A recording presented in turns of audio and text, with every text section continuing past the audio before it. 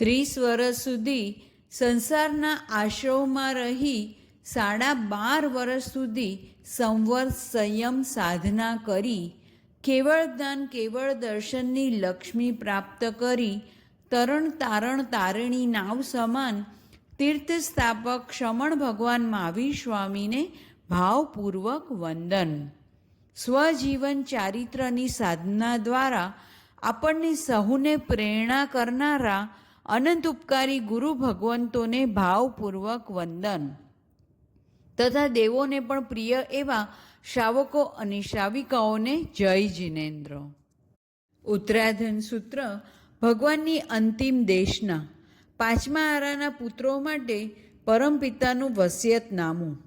એ ઉત્તરાધન સૂત્રના 23મા અધ્યયનમાં કેસી સ્વામીના પ્રશ્નના જવાબમાં ગૌતમ સ્વામી કહે છે કે જે નાવ છિદ્રવાળી હોય છે તે સમુદ્રને પાર કરી શકતી નથી, પરંતુ જે નાવ છિદ્ર રહિત કાણા વગરની હોય તે નાવ સમુદ્રને પાર કરી જાય છે. દિવસો ચોમાસાના હોય તો ઘરની છતમાં કાણા ન ચાલે. જો ઘરની છતમાં કાણા હોય, તિરાડ હોય તો શું થાય? પાણી આવે.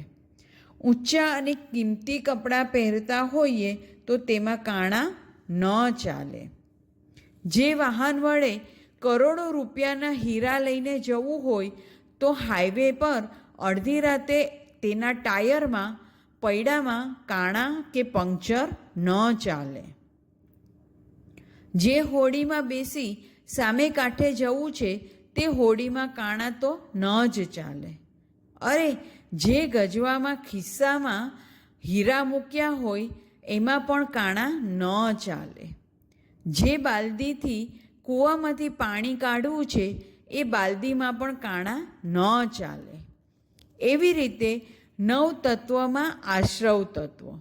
આશ્રવ એટલે આ વત્તા શ્રવ, આ એટલે આત્મા અને શ્રવ એટલે વહેવું. આત્મારૂપી તળાવને વિશે કર્મનું વહેવું તે આશ્રવ છે. આશ્રવ એટલે આત્મા તરફ કર્મનું ખેંચાઈને આવવું, કર્મની આવક થવી. તે આશ્રવના મુખ્ય 5 ભેદ છે, 5 પ્રકાર છે: મિથ્યાત્વ, અવ્રત, પ્રમાદ, કષાય અને અશુભ યોગ. તેમાં પહેલું મિથ્યાત્વ. મિથ્યાત્વ એટલે કુદેવ, કુગુરુ, કુધર્મની શ્રદ્ધા કરવી અને સુદેવ, સુગુરુ, સુધર્મની શ્રદ્ધા ન કરવી. બીજું અવ્રત એટલે વ્રત પચકાણનો અભાવ. ત્રીજું પ્રમાદ એટલે ભગવાનની આજ્ઞાનું પાલન ન કરવું, ધાર્મિક કાર્યોમાં આળસ કરવી અને પાપના કાર્યમાં ઉદ્યમ કરવો. ચોથું કષાય એટલે સંસારની આવક થવી. અને પાંચમું અશુભ યોગ એટલે મન, વચન, કાયાની અશુભ પ્રવૃત્તિ. આ પાંચેય તે મુખ્ય કર્મના આશ્રવના કારણો છે. આ કર્મના આશ્રવના કારણોના કાણા આત્મામાં ન ચાલે. 18 પાપ, 25 મિથ્યાત્વ વગેરેના કાણા આત્મામાં ન ચાલે. ઉત્તરાધન સૂત્રના 23મા અધ્યયનમાં કેસી સ્વામી, જેઓ શ્રી પાર્શ્વનાથ ભગવાનના શાસનના સાધુ હતા, તેઓ જ્યારે ગૌતમ ગણધરને મળે છે ત્યારે તેઓ તેમને પૂછે છે, ચારે બાજુ બધાની નાવાઓ સમુદ્રમાં ડૂબી રહી છે, ત્યારે તમારી નાવા કેવી રીતે તરે છે? જવાબમાં ગૌતમ સ્વામી કહે છે, જે નાવા છિદ્રવાળી હોય, જેઓની શ્રદ્ધામાં કાણા હોય, જેઓના વ્રતમાં કાણા હોય, જેઓની આરાધનામાં કાણા હોય, જેઓના ધર્મમાં કાણા હોય, જેઓની સાધનામાં કાણા હોય, જેઓની ક્ષમતામાં પણ કાણા પડી જાય છે, તેઓની આત્મારૂપી નાવા કર્મના જલરૂપી આશ્રવથી સંસાર સમુદ્રમાં ડૂબી જાય છે. ધારો કે કોઈ વ્યક્તિ જન્મથી જ અંધ છે. ઉપરથી તેની હોડી છિદ્રવાળી એટલે કે કાણાવાળી છે. જેવો એ સમુદ્રમાં આગળ વધશે, ધીરે ધીરે તે ડૂબી જશે. એક તો જીવ મિથ્યાત્વી, જેને શ્રદ્ધારૂપી આંખ જ નથી, તે અંધ જ કહેવાય ને. એમાં તેના વ્રતમાં પણ કાણા એટલે કે દોષો લગાડે. પરિણામે શ્રદ્ધા અને ચારિત્ર વિનાનો એ આત્મા સંસારના સમુદ્રમાં ડૂબી જાય છે. જો સાધક આવી રીતે ડૂબવા ન માંગતો હોય તો તેણે શું કરવું જોઈએ? પ્રભુની આજ્ઞાનું પાલન કરવું જોઈએ. આપણા વ્રત, પચકાણ, આરાધના દોષોના છિદ્ર રહિત હોવા જોઈએ. જો કદાચ આરાધનામાં છિદ્રો, દોષરૂપી કાણા રહી ગયા હોય તો તેને દૂર કરવા, પાપની આલોચના કરવા, પાપથી પાછા ફરવા, પાપની માફી માંગવા પ્રતિક્રમણ કરવું જોઈએ. પ્રતિક્રમણ કરવાથી વ્રતોમાં જે છિદ્રો પડ્યા હોય તે બુરાઈ જાય છે, ઢંકાઈ જાય છે, બંધ થઈ જાય છે. સાધનાના માર્ગ પર આપણી શ્રદ્ધા અખંડ હોવી જોઈએ. આપણા વ્રતો નિર્દોષ હોવા જોઈએ. જ્યારે ચારિત્રની નાવા લઈને આપણે સંસાર સમુદ્ર તરવા જઈએ છીએ તો તેમાં એક પણ નાનું છિદ્ર પણ ચાલે નહીં. એક માટલામાંથી પણ પાણી ટપક ટપક થતું હોય, આપણે પાણી પીને રાત્રે સૂઈ ગયા હોઈએ, સવારે ઉઠીએ ત્યારે માટલું ખાલી થઈ જાય. જે પાણી ટીપે ટીપે પણ જાય છે તો આપણી તરસ વધારી નાખે છે. એમ જો આપણી શ્રદ્ધા ધીરે ધીરે ઘટતી હોય તો આપણો સંસાર પણ વધારી નાખે છે. જે નાવા કાણાવાળી હોય તે સમુદ્રમાં ડૂબી જાય છે. જે આત્મા આશ્રવના કાણાવાળો હોય, જે આત્મા શ્રદ્ધામાં અતિચારવાળો હોય, એ આત્મા પણ ધર્મમાં તરી શકતો નથી. શ્રદ્ધા થોડી હોય તો ચાલે, પણ શ્રદ્ધા શુદ્ધ હોવી જોઈએ. શ્રદ્ધા થોડી હોય તો ચાલે, પણ શ્રદ્ધા શુદ્ધ હોવી જોઈએ. વ્રત ઓછા હોય તો ચાલે, પણ વ્રત નિર્દોષ હોવા જોઈએ. વ્રત ઓછા હોય તો ચાલે, પણ વ્રત નિર્દોષ હોવા જોઈએ. માસક ક્ષમણના પારણે નાગશ્રી બ્રાહ્મણીએ ધર્મરુચિ અણગારને કડવી તુંબી એટલે કે દૂધીનું શાક પાત્રું ભરીને વોરાવ્યું. કડવી તુંબી પામ્યા પછી ધર્મરુચિ અણગાર વિચાર કરે છે, મારા માટે આટલો આહાર પર્યાપ્ત છે.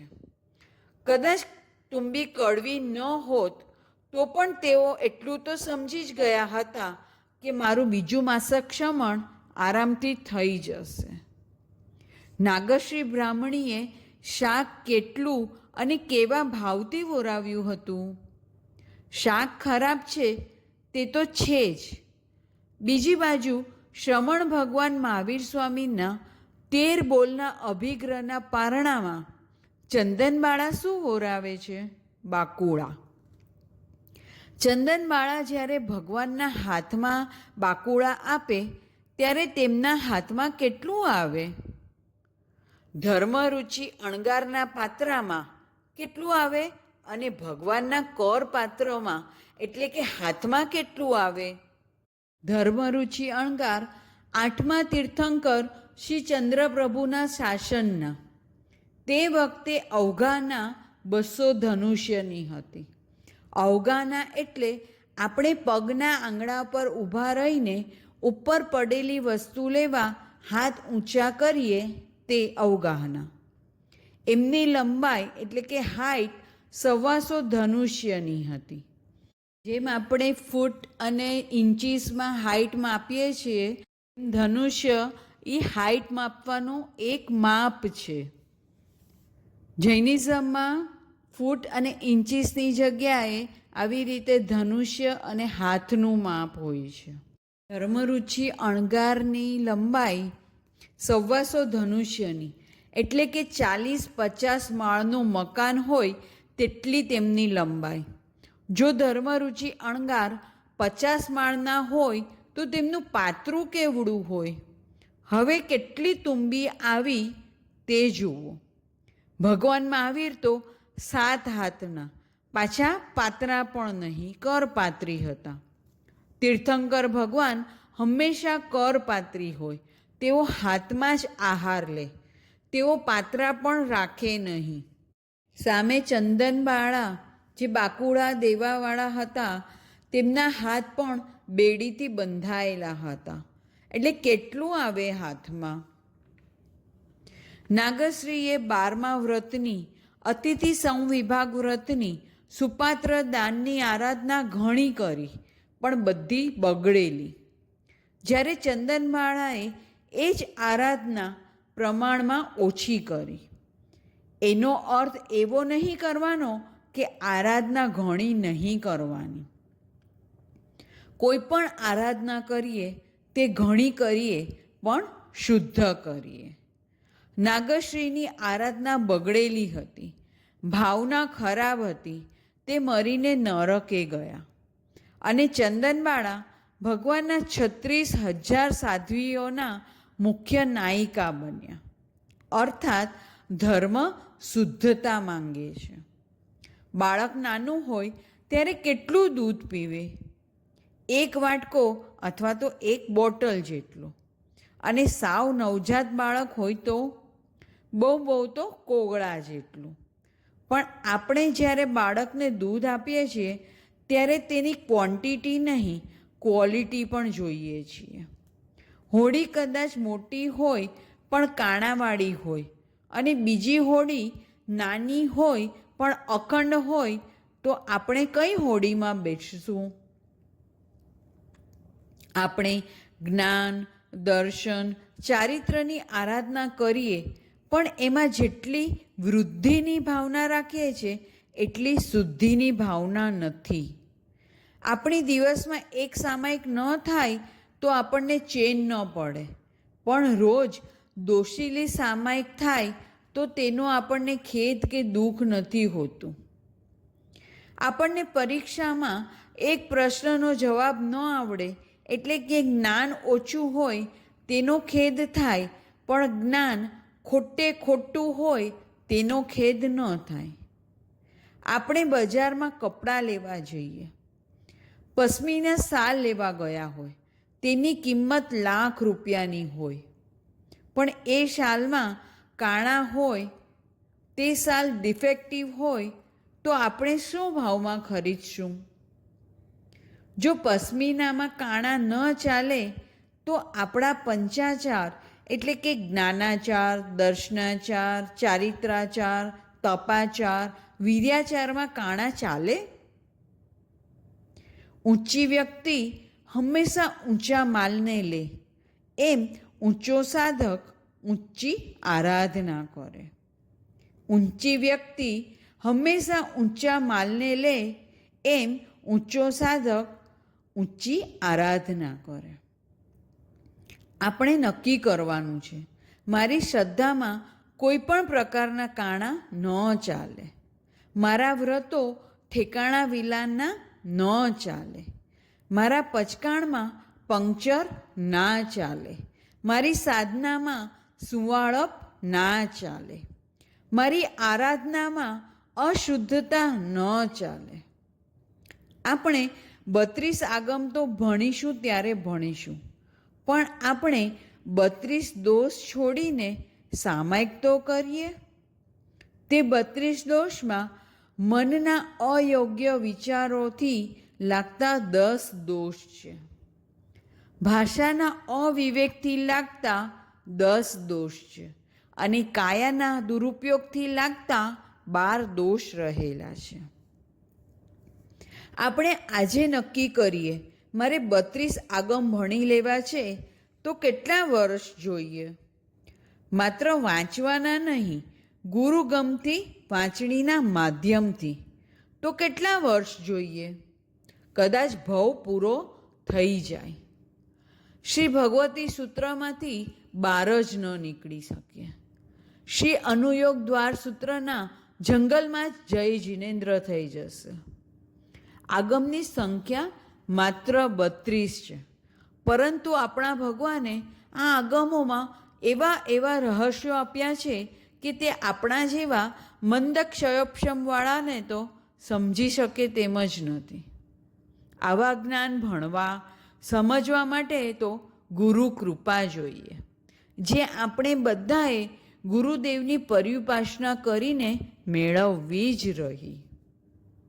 એની સામે આપણે આજે નક્કી કરીએ કે આપણે 32 દોષ વિનાની સામાયિક કરવી છે, તો તેને કેટલી વાર લાગશે? માત્ર 2 ઘડી. દોષ એટલે ભૂલ, ક્ષતિ. ભગવાને આપણને 32 દોષ ટાળીને સામાયિક કરવા કહ્યું છે. આપણે વર્ષોથી સામાયિક કરીએ છીએ. સામાયિકને પાળતી વખતે 8મા પાઠમાં બોલીએ પણ છીએ. સામાયિકમાં 10 મનના, 10 વચનના, 12 કાયાના એ 32 દોષમાંથી કોઈ દોષ લાગ્યો હોય તો તસ મિચ્છામિ દુક્કડમ. પરંતુ ઘણી બધી એવી વ્યક્તિઓ પણ હશે કે જેને આ 32 દોષ શું છે તે પણ ખબર નહીં હોય. આપણી મોટામાં મોટી તકલીફ એ છે કે આપણે ઘણું બધું કરી લેવા માંગીએ છીએ. ક્વોન્ટિટીને જોવા પાછળ આપણે ક્વોલિટી માટે કોમ્પ્રોમાઇઝ કરી લઈએ છીએ. અડધી વસ્તુઓ તો જાણે ઓઘે કરતા હોય એવું જ હોય છે. ક્યારેય આપણે 32 દોષ શું છે તે જાણવાની જિજ્ઞાસા કરી? એક તો માંડ સામાયિક કરીએ, એમાં પણ 10 વખત ઘડિયાળ જોઈએ, સામાયિક પૂરી થઈ કે નથી થઈ. એમાં ક્યાં વિચારવા બેસવાના કે 32 દોષ શું છે? જડ સામાયિક પૂરી થાય અને આપણે આજની સામાયિક કરી લીધી એમ કહેવાય જાય. એ જ વૃત્તિ આપણી હોય છે. આપણે સામાયિકમાં હોઈએ, બહુ ગરમી થતી હોય એટલે તરત જ મનમાં વિચાર આવે કે કોઈ આવીને પંખો ચાલુ કરી દે તો કેટલું સારું, અથવા તો બહારથી હવા આવે તો કેટલું સારું. ઘરમાં કોઈ મહેમાન આવે, કોઈ એમને પાણીનું પૂછે તો સારું, કોઈને કંઈ ખબર જ પડતી નથી. આવા કંઈક વિચારો આપણને આવતા હોય છે. અને જો આવા કોઈ પણ વિચાર આવે તો તે મનના 10 દોષમાંથી અવિવેક નામનો દોષ છે. એવી રીતે બોલવા સંબંધી વચનના દોષ. ઉપાશ્રયમાં બેઠા હોઈએ, સામાયિક પૂરી થવાની વાર હોય તો શું કરે? બહેનો હોય તો રેસીપીની આપલે થઈ જાય, અને ભાઈઓ હોય તો ધંધાની, શેર બજારની વાતો કરવા લાગે. આવું ના કરાય. અને કાયાના દોષમાં તો જેવી સામાયિક લે, ગુરુદેવ ભણાવતા હોય અથવા તો વ્યાખ્યાન ચાલુ હોય અને આપણને ઝોકા આવવા માંડે, જાણે સામાયિક ઊંઘ પૂરી કરવા લીધી હોય તેવું જ લાગે. આ બધું આપણે ક્યારે સમજશું? ક્યારે આપણે 32 દોષ ટાળીને સામાયિક કરીશું? આજથી જ મનમાં ગાંઠ વાળીને બેસી જઈએ. 32 દોષ સમજવા જ છે. કોઈ આપણને પૂછે આજની સામાયિકમાં શું કરશો? તો જવાબ, સામાયિકના દોષ ભણીશું. આપણને એ 32 દોષ સમજતા કેટલા દિવસ લાગે? આપણે કેમ જાગૃત બનતા નથી? શા માટે આપણે આરાધનાના માર્ગ પર વિરાધના કરીએ છીએ? જો આપણને 1% પણ દવાના રિએક્શનની શંકા હોય તો તે દવા આપણે લેતા નથી. આ દવાથી સાજા થઈશું કે નહીં એવી શંકા હોય તો પણ આપણે એ દવા લેતા નથી.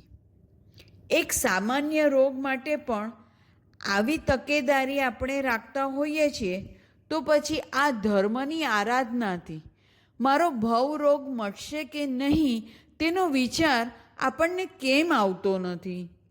આપણી શ્રદ્ધા અખંડ છે કે નહીં? આપણું જ્ઞાન જીનાજ્ઞા પ્રમાણેનું છે કે નહીં? આપણા વ્રત પચકાણ નિર્દોષ અને નિરતિચાર છે કે નહીં? એની આપણને પૂરેપૂરી ખબર પણ હોવી જોઈએ. જ્ઞાનીજનો આપણને મહાપુરુષોના જીવન દ્વારા આ જ વાત બતાવે છે કે શ્રદ્ધા અને ચારિત્રના આદર્શ કેવા હોવા જોઈએ. 16 વર્ષની ઉંમરે પહેલી જ વાર ગસ્સુકુમારે ભગવાન અરિષ્ટનેમિની વાણી સાંભળી. ભગવાનની એક જ વાણી સાંભળતા એમને આશ્રવ તત્વ અને બંધ તત્વની શ્રદ્ધા થઈ ગઈ. એમને પોતાનો ભૂતકાળ નજર સામે તરવરવા લાગ્યો. આશ્રવ એટલે કર્મનું આવવું. વ્રત પચકાણ ના લઈએ ત્યાં સુધી પાપ તો લાગે જ છે. પાપ કરે એને તો પાપ લાગે, પણ પાપને છોડે નહીં એને પણ પાપ લાગે છે.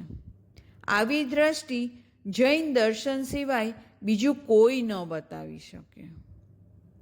એકેન્દ્રિયનો જીવ એટલે કે પૃથ્વીકાય, અપકાય, તેવુકાય, વાયુકાય, વનસ્પતિકાય, જેની પાસે એક કાયારૂપી જ ઇન્દ્રિય છે, તેને પણ 18 પાપ લાગે. અને મિથ્યાત્વી ચક્રવર્તી હોય તેને પણ 18 પાપ લાગે. નવગ્રેવ્યક જેવા ઊંચા વૈમાનિક દેવલોકમાં બેઠેલા મિથ્યાત્વી દેવને પણ 18 પાપ લાગે. જૈન દર્શન સિવાય આવા આશ્રવનું સ્વરૂપ બીજું કોણ બતાવે? ચક્રવર્તી આટલો પુણ્યશાળી, 6 ખંડ 9 નિધાન, છતાં એને પણ પાપ લાગે 18. શ્રી ભગવતી સૂત્રમાં તો ત્યાં સુધી બતાવે છે કે કોઈ સામાન્ય જીવ પહેલી નરકમાં જાય તો કદાચ તે ઓછામાં ઓછું 10,000 વર્ષનું નરકનું આયુષ્ય ભોગવે. પરંતુ ચક્રવર્તી જો નરકમાં જાય તો તેઓને જે નરકમાં જાય તેની ઉત્કૃષ્ટ સ્થિતિ એટલે કે વધારેમાં વધારે આયુષ્ય મળે. જો આપણે પહેલી નરકની વાત કરીએ તો ચક્રવર્તી માટે ઓછામાં ઓછું 1 સાગરોપમ, જે પહેલી નરકની વધારેમાં વધારેની સ્થિતિ છે. એટલે અસંખ્યાતો કાળ તેમને પહેલી નરકમાં રહેવું પડે. આગળની નરકમાં જાય તો પાછું સ્થિતિ વધતી જાય છે. ચક્રવર્તી માટે તે ઓછામાં ઓછું છે, પણ પહેલી નરકનું તો તે વધારેમાં વધારે આયુષ્ય છે. એની સામે સાધુ જો દેવલોકમાં જાય એટલા પુણ્ય ન બાંધ્યા હોય તો પણ મિનિમમ 2 પલ્યનું આયુષ્ય મળે જ. ચક્રવર્તી પહેલી નરકમાં જાય તો ઓછામાં ઓછું પાપ તો પણ 10 ક્રોડી પલ્યોપમ એટલે કે 1 સાગરોપમ ત્યાં જ રહેવાનું. તેનું કારણ આશ્રવ છે. આપણે આપણી શ્રદ્ધા શુદ્ધ કરીએ.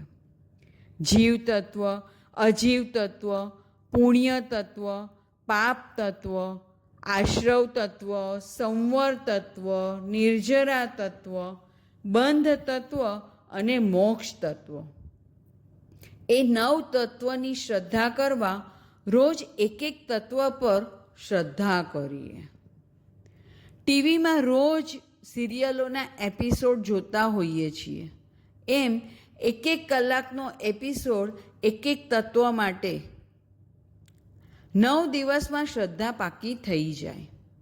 9 દિવસ ઓછા પડે તો 9 મહિના લો. એક બાળક પણ 9 મહિને માતાના પેટમાંથી, ગર્ભમાંથી બહાર આવી જાય છે, તો 9 મહિનામાં આપણી શ્રદ્ધા મજબૂત ન થાય? ઘણીવાર આ શ્રદ્ધા મજબૂત કરવામાં 9 વર્ષ પણ ઓછા પડે છે. 9 તત્વ પર PhD કરવાવાળા પણ મિથ્યાત્વી હોય એવું બની શકે છે. ઘણા પંડિતો સંસ્કૃત ભણાવે, પોતે જૈન ન હોય પણ તે સંસ્કૃત જાણતો હોય, ટીલા ટપકા કરીને આવ્યા હોય, વાત મોક્ષ તત્વની કરે અને ભણાવે પણ મોક્ષ તત્વ, પણ હોય મિથ્યાત્વી.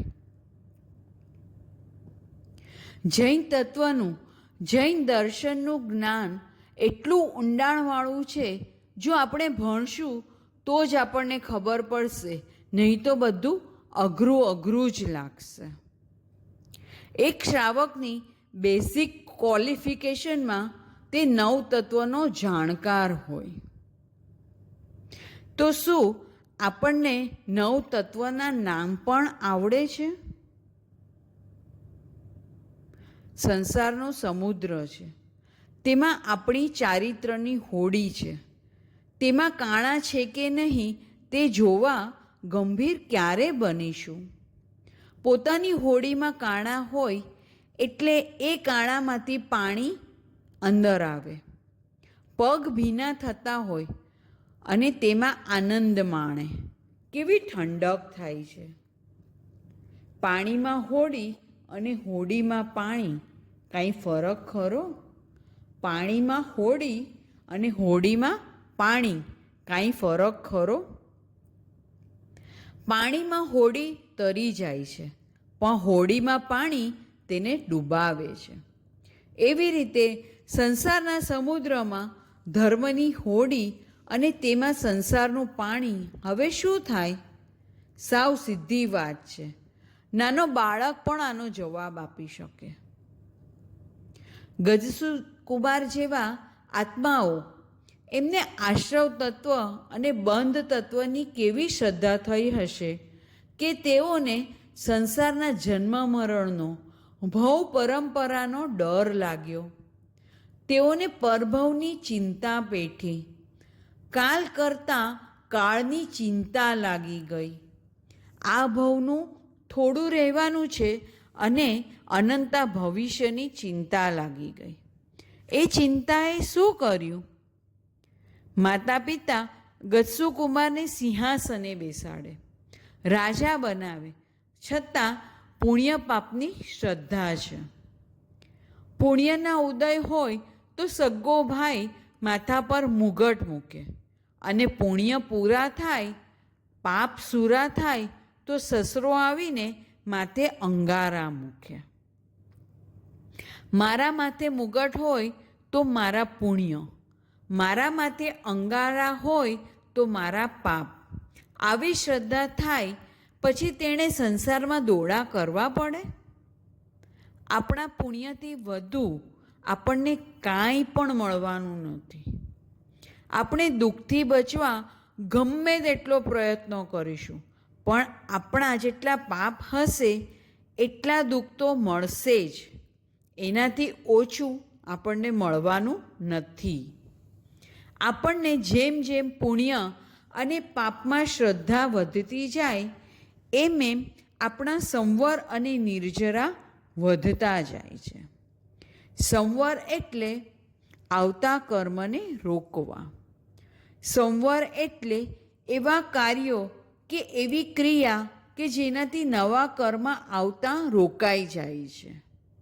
જેમ વેગથી ચાલતી ગાડીને સિગ્નલ રોકી લે છે, પૈડાથી ચાલતી સાયકલને બ્રેક રોકી લે છે, પાણીના પ્રવાહને જેમ ડેમ રોકી લે છે, તે કર્મના આશ્રવને, કર્મની આવકને સંવરની સાધના રોકી લે છે.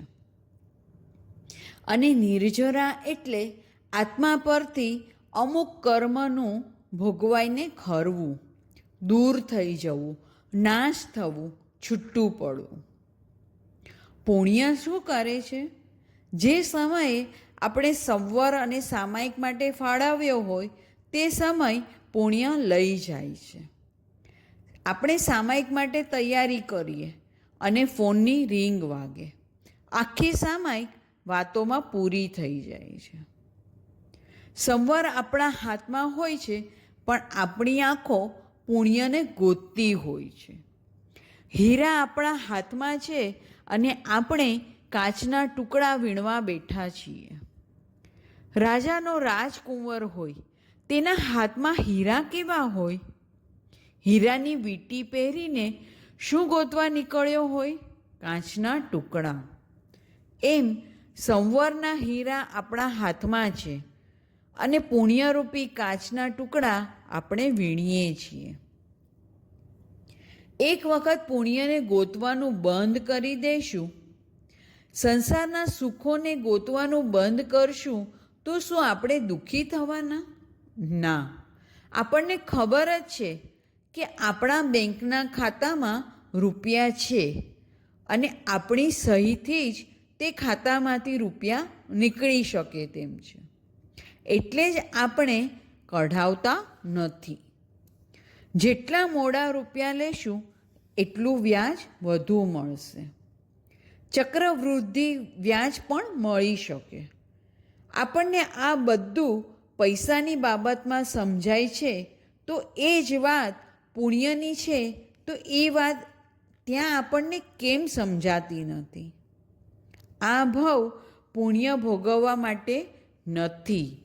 આ ભાવ પુણ્યના ભોગ દેવા માટે છે. માટે સમોશરણમાં ગસ્સુકુમારને આશ્રવ તત્વ અને બંધ તત્વની શ્રદ્ધા થઈ. માટે જ ગસ્સુકુમાર સિંહાસન પર પુણ્ય અને પાપથી ઉદાસ બન્યા. માટે જ તેઓ સંવર નિર્જરા કરવા ભગવાન પાસે ભિક્ષુની 12મી પડીમાની આજ્ઞા માંગી શક્યા. પડીમા એટલે કર્મ નિર્જરાના હેતુથી કરવામાં આવતી તપ વિશેષ સાધના.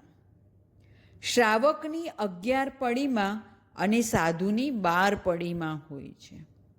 12મી પડીમા કંઈ સામાન્ય નથી. તે કરવા સાધુએ ગામ કે નગરની બહાર જવું પડે. જ્યારે તે પડીમા અંગીકાર કરવામાં આવે ત્યારે અવશ્ય દેવતા, મનુષ્ય કે તિર્યન સંબંધી ઉપસર્ગો આવે અને આવે જ. જો તેમાં વિચલિત અસ્થિર થયા વિના સહન કરવામાં આવે તો સાધકને અવધિ જ્ઞાન, મનઃપર્યવ જ્ઞાન અથવા તો કેવળ જ્ઞાન પ્રાપ્ત થાય. પણ જો તે ઉપસર્ગથી વિચલિત થઈ જાય તો તે સાધક ઉન્માદ પામે એટલે કે ગાંડા થઈ જાય અથવા લાંબા કાળના રોગને પામે અને કેવડી પ્રરૂપિત ધર્મથી પણ ભ્રષ્ટ થઈ જાય. ગજસુકુમાર આ 12મી પડીમાં સાધના કરવા મહાકાળ નામના સ્મશાનમાં ગયા હતા. સંવર નિર્જરાનો આનાથી ઊંચો મોકો નથી. માટે સ્મશાનમાં જીવ અને કાયા જુદા છે તે તેઓ ઘૂંટી શક્યા. આ શ્રદ્ધા 9 તત્વની શ્રદ્ધા. એક જીવ તત્વની શ્રદ્ધા કરીએ તો જીવ દયા પાળવી સહેલી બને. અજીવ તત્વની શ્રદ્ધા કરીએ તો મમતા શૂન્ય થઈ શકશું. જો પુણ્ય તત્વની શ્રદ્ધા થાય તો પુણ્ય પ્રત્યે ઉદાસીનતા આવશે. મારા પુણ્ય ક્યાંય નથી જવાના. જે પુણ્ય જેટલું મોડું ઉદયમાં આવશે તેટલું વધારે જ આવશે. જે ફિક્સ ડિપોઝિટ જેટલી મોડી તોડશું તેટલું ઇન્ટરેસ્ટ વધારે જ મળશે. પાપ તત્વમાં શ્રદ્ધા થાય તો દુઃખનો ડર નહીં લાગે. આપણે કરેલા પાપ હશે તેટલા જ ઉદયમાં આવશે, તેનાથી વધુ નહીં આવે. જેવી રીતે સાધુને સંયમ જીવનમાં લોચ કરવાનો હોય છે તો કેટલા વાળનો લોચ કરવાનો હોય? પોતાના જેટલા વાળ હશે તેટલાનો જ લોચ થવાનો છે, એથી વધારે તો નહીં ને. એવી જ રીતે કર્મ કેટલા ભોગવવાના છે? આપણે બાંધ્યા તેટલા જ. જે નથી કર્મ બાંધ્યા તે નથી જ ભોગવવાના. કેટલી શાંતિ થઈ જાય. ગસ્સુકુમારને સ્મશાનમાં એટલે શાંતિ હતી કે એમણે બાંધેલા કર્મ કરતાં વધારે કર્મ ઉદયમાં આવવાના નથી. આપણને પણ જેમ જેમ શ્રદ્ધા થશે આપણા વ્રત પચકાણો આરાધનાઓ વધશે. વધવાની સાથે સુધરશે. તેમ તેમ આપણને શાંતિ અને શાંતિ જ વધશે. હોડી નાની હોય પણ અખંડ હોય તો એને સમુદ્રનો ડર લાગતો નથી. એમ જેની સાધના અખંડ હોય તેને 4 ગતિના સમુદ્રનો ડર હોતો નથી. આપણે 9 તત્વની શ્રદ્ધા કરીએ, આપણા વ્રતોમાં નિર્દોષતા લાવીએ, ચારિત્રમાં શુદ્ધતા અને દ્રઢતા લાવીએ. ધર્મ થોડો થાય પણ શુદ્ધ થાય, અને શુદ્ધ થયા પછી તે ધર્મ ધીમે ધીમે વધતો જાય, એવા ભાવો આપણે ઘૂંટવાના છે. આજના પચકાણ. આપણી શ્રદ્ધાને મજબૂત કરવા તમેવ સચ્ચમ નિસંકમ જમ ચીણેય પવયમ, એટલે કે જીનેશ્વર ભગવાને કહ્યું છે તે જ સત્ય છે, તે જ નિશંક છે, એટલે કે શંકા રહિત છે, એવું 27 વાર બોલવું. અને સામાયિક કરીએ કે સંવર કરીએ ત્યારે સામાયિકના 32 દોષને વાંચવા અને સમજવાની કોશિશ કરવી. અને એ સમજીને પછી જ્યારે જ્યારે આપણે સામાયિક કરીએ છીએ ત્યારે એ 32 દોષ ટાળીને સામાયિક થાય તેવી કોશિશ કરવી. ઉપયોગ સહિત પચકાણનું પાલન કરવું. તસ ભંતે પડિકમામી નિંદામી ગરિહામી વોશિરે વોશિરે વોશિરે. માંગલિક પૂજ્ય ગુરુ ભગવંતોની આજ્ઞાથી ચતારી મંગલમ, અરિહંતા મંગલમ, સિદ્ધા મંગલમ, સાહુ મંગલમ, કેવલી પન્નતો ધમ્મો મંગલમ. ચતારી લોગુત્તમા, અરિહંતા લોગુત્તમા, સિદ્ધા લોગુત્તમા, સાહુ લોગુત્તમા, કેવલી પન્નતો ધમ્મો લોગુત્તમો. ચતારી શરણમ પવજ્જામિ, અરિહંતે શરણમ પવજ્જામિ, સિદ્ધે શરણમ પવજ્જામિ, સાહુ શરણમ પવજ્જામિ, કેવલી પન્નતમ ધમ્મમ શરણમ પવજ્જામિ. એ 4 શરણા, 4 મંગલ, 4 ઉત્તમ. આરાધે જેહ ભવસાગરમાં ન ડૂબે તેહ, સકલ કર્મનો આણે અંત, મોક્ષ તણા સુખલે અનંત. ભાવ ધરીને જે ગુણ ગાય તે જીવ તરીને મોક્ષે જાય, સંસારમાં હી શરણાચાર અવર શરણ નહીં કોઈ. જે ભવ્ય પ્રાણી આદરે તેને અક્ષય અવિચળ પદ હોય, અંગૂઠે અમૃતવસે લબ્ધિતણા ભંડાર. ગુરુ ગૌતમને સમરીએ મન વાંછિત ફળ દાતા, ભાવે ભાવના ભાવીએ ભાવે દીજે દાન. ભાવે ધર્મ આરાધ્યે ભાવે કેવળ જ્ઞાન, પ્રભુ ભાવે પદ નિર્વાણ. જય જિનેન્દ્ર.